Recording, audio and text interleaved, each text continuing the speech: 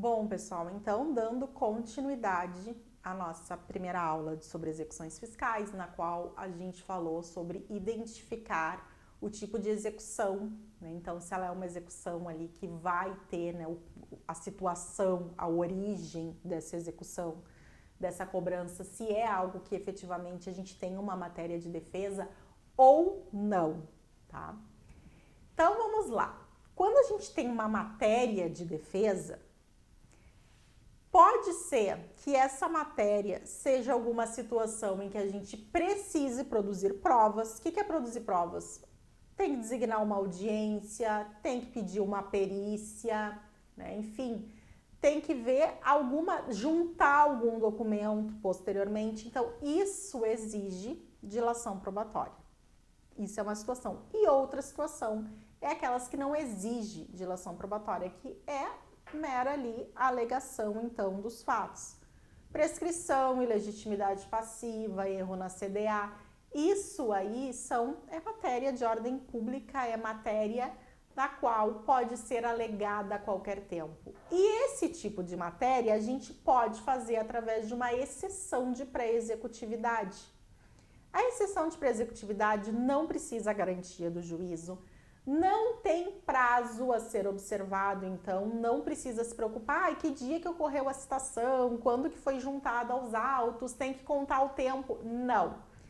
Então, olha que interessante, se vocês receberem alguma ou algumas execuções fiscais já de um cliente, são execuções antigas, são subestabelecidas, vieram de outros advogados ou mesmo antigas, nunca tiveram advogados, não se preocupem com a questão do prazo. Se vocês analisarem as execuções e verificarem que tem prescrição intercorrente, se vocês analisarem que tem uma ilegitimidade ali, né? Então, enfim, já tinha falecido, a parte foi feita contra quem faleceu e não contra o espólio, algum erro na CDA, a CDA está omitindo alguma informação, enfim, pode imediatamente apresentar a exceção de pré-executividade para extinguir essa execução. A exceção de pré-executividade não tem prazo, não precisa garantir o juízo, mas ela já tem que ter tudo ali, a alegação tem que ser ali na petição ou alguma prova que já seja, né, pré-constituída. Não pode pedir dilação probatória. Ela vai tramitar ali nos mesmos autos, não vai ser gerado um número exclusivo para tramitar essa exceção de pré-executividade, ela vai seguir ali na própria execução fiscal. E essa exceção de pré-executividade, ela suspende a tramitação da execução fiscal. Enquanto não for julgado, né, porque o juiz ele vai acolher ou desacolher a exceção de pré-executividade. Enquanto isso não ocorrer, ela vai ficar suspensa. O que é suspensa? Não pode ocorrer por parte do exequente nenhum ato expropriatório, nenhum pedido de penhora, um bloqueio na conta, dinheiro em conta. Vai ter que parar tudo para que ocorra a análise dessa exceção de pré-executividade. Então, ela vem ser um excelente mecanismo, tá? Para que, quando se tem uma matéria de defesa a ser alegada e não precisa toda dilação probatória, é muito interessante exatamente porque evita ter que garantir o juízo. Porque, vamos lá, caso a gente esteja falando de uma situação que tem matéria de defesa, mas nós precisamos sim de toda uma instrução probatória, juntada de documentos, algum tipo de perícia para mostrar que não é aquele o cálculo, o valor, alguma audiência para falar sobre fatos, né, para falar se ocorreu uma doação ou não, enfim. Aí a gente tem que apresentar embargos à execução. Os embargos à execução tem que garantir o juízo e tem prazo. Vamos lá. Falando um pouco sobre os embargos. Os embargos, eles têm 30 dias para ser apresentado. Quando é que começa a contar esses 30 dias? Intimação da penhora.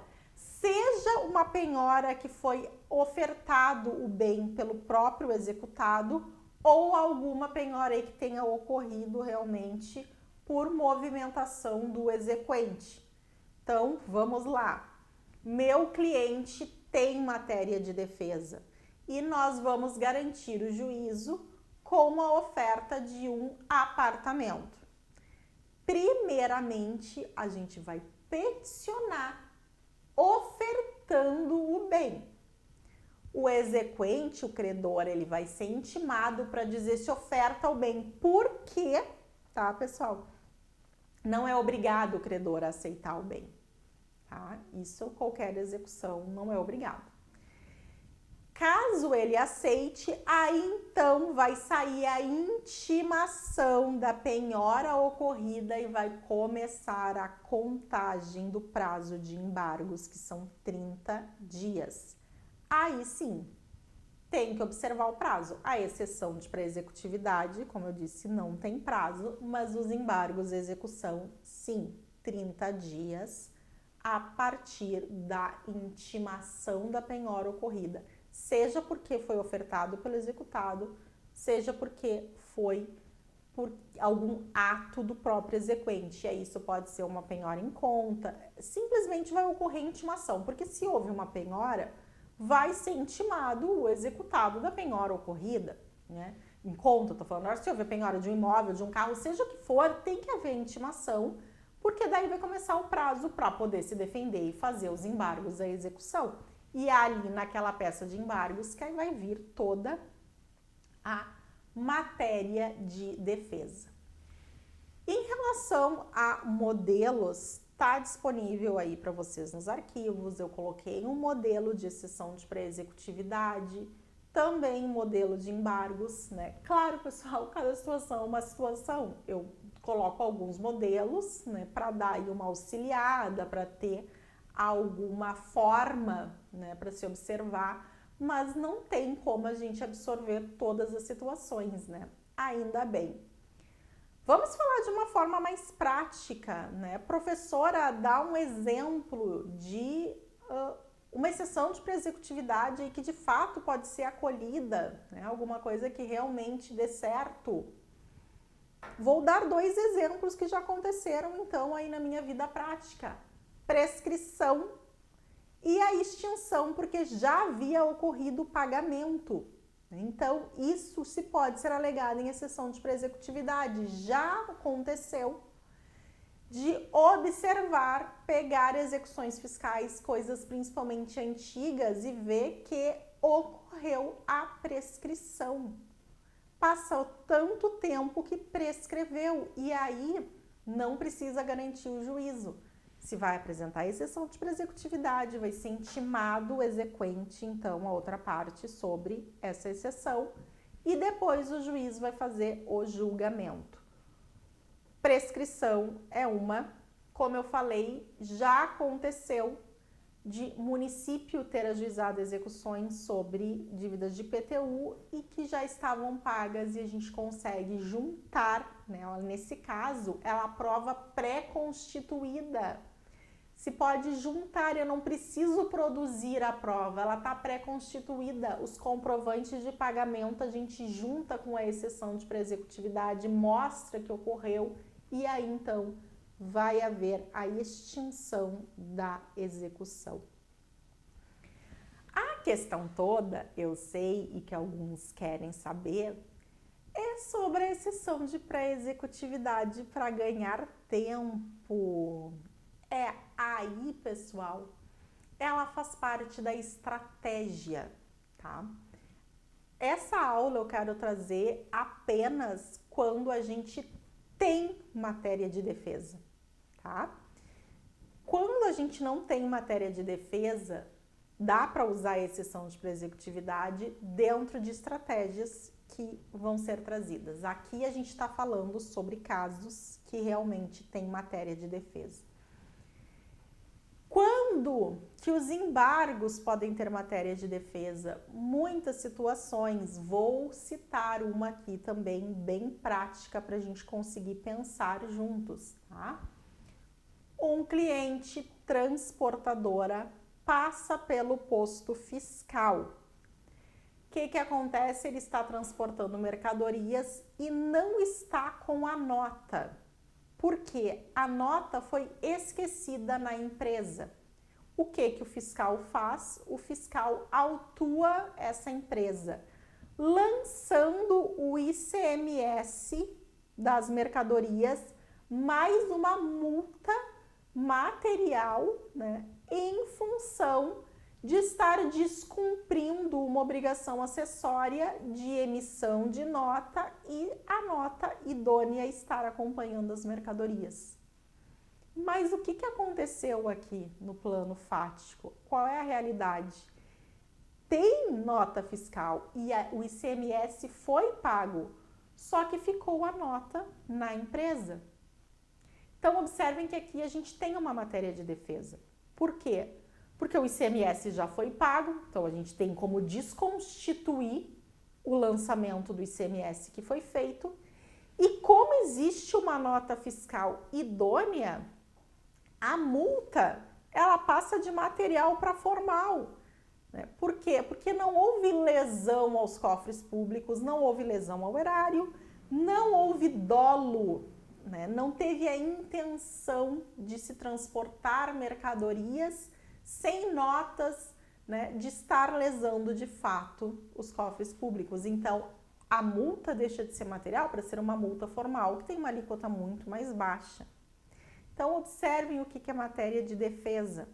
Se chega uma execução fiscal desse tipo, tranquilo, a gente consegue estar daí conversando com o cliente para que seja ofertado uma garantia e se possa apresentar embargos com matéria de defesa, né? Porque aí a gente está falando realmente de algo que tem como provar. Olha aqui, ó, a nota, porque vai ter uma data de emissão, então se comprova que foi emitida essa nota antes de ocorrer a autuação, que já estava pago esse ICMS, aí é bis in idem, não tem como ser novamente lançado o ICMS. Então, aquele ICMS que foi lançado, ele vai ter que ser anulado.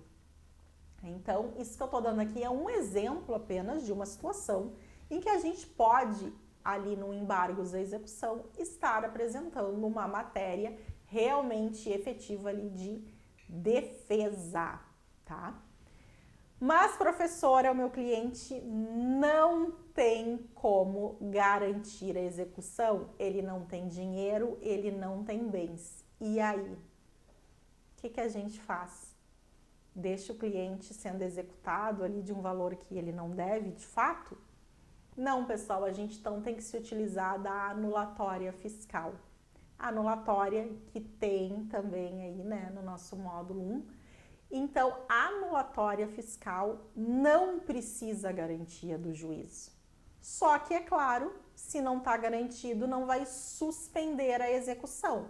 Então, vai seguir a execução, ou seja, o exequente pode pedir bloqueio em conta, pode procurar bens para penhorar, até que efetivamente tenha uma sentença e se consiga uma procedência, se consiga anular este débito.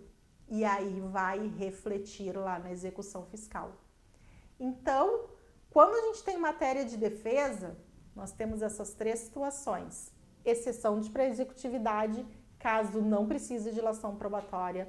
Embargos à execução, caso precisa de dilação probatória, temos matéria de defesa, houve uma penhora ou temos como garantir o juízo e, ainda falando em matéria de defesa, não tendo como garantir o juízo, a gente pode estar se utilizando da ação anulatória. Contudo, né, tendo atenção a esse detalhe que eu estou falando. Não haverá suspensão da execução com ajuizamento da ação anulatória. Então, o que eu estou trazendo aqui, coisas bem práticas, vocês estão conseguindo pensar de forma estratégica? Estão conseguindo visualizar a execução fiscal do cliente de vocês e dar um caminho para ele, que é isso que a gente precisa? Olhar para o cliente e dizer, tem o que ser feito, tá? Tem como eu anular, é isso, é isso, é isso. Isso aqui, ó, eu consigo resolver. Eu resolvo porque eu vou apresentar a exceção de pré-executividade, eu resolvo porque a gente vai embargar, eu resolvo porque a gente vai anular. Ou, agora o que a gente vai ver então, quando a gente não tem como, de fato, anular esse valor, esse débito, porque ele é devido, porque é tributo declarado e não pago. Aí eu já vou adiantar para vocês. Não tem matéria de defesa, mas tem estratégia para defender o cliente de vocês. E é aí que eu quero chegar. Nós, advogados tributaristas, a gente tem que pensar, advogar com estratégia para mostrar sempre para o cliente a solução, certo?